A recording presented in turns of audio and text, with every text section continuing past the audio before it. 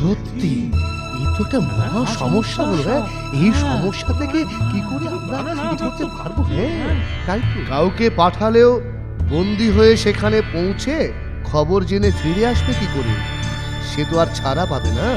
উপায় একটা আছে।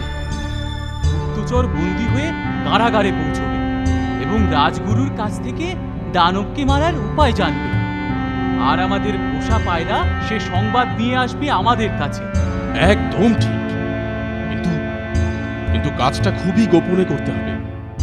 তবে আর দেরি করো না, আজই চর পাঠানো হোক।